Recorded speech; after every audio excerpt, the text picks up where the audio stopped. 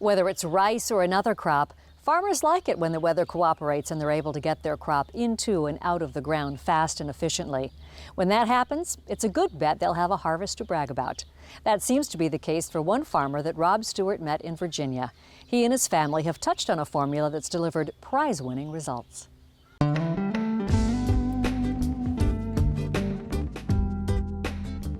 We have some good dirt, just covers up a lot of mistakes that I make or we make, and so we have had some really good successes with corn. You might say David Hula is a master of understatement, and maybe a bit too modest. After all, when you've been a top producing corn grower in America year after year after year, it's probably not just luck or divine providence. The National Corn Growers Association, they have an annual contest, a yield contest. We won overall, so we were blessed in that we had the highest yield in the whole country. In the U.S., the average yield is 150 bushels an acre.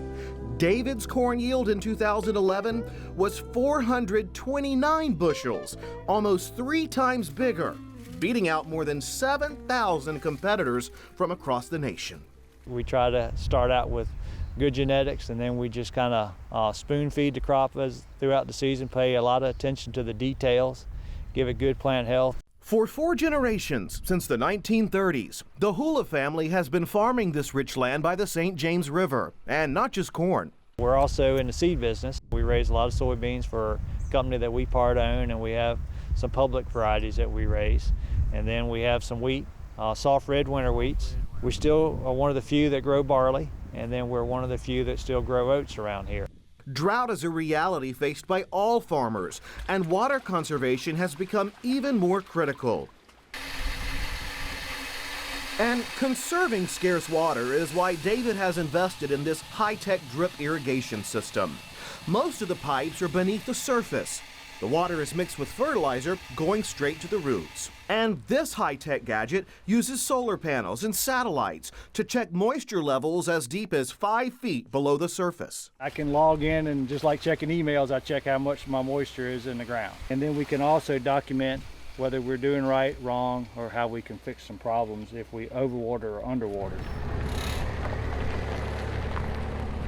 After the harvest and the almost yearly accolades, the Hulas still find they need to generate other revenue streams. That's one reason they share their farm with city folks. A giant corn maze each autumn, and a farm museum, a collection of old farm signs and antique equipment, including this seed cleaner. A place to share the history of agriculture.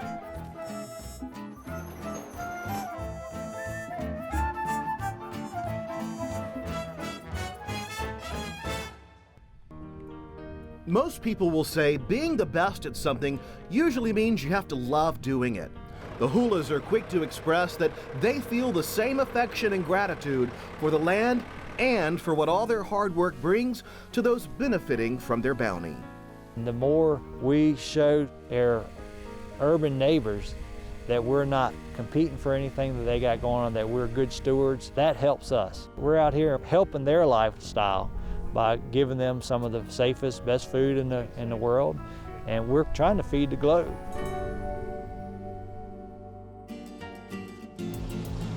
Take a guess on how many kernels you'll find on an ear of corn. Any idea? Well, 1 ear of corn will average 800 kernels arranged in 16 rows. Corn is America's #1 agricultural crop, but it's grown everywhere around the world except for Antarctica.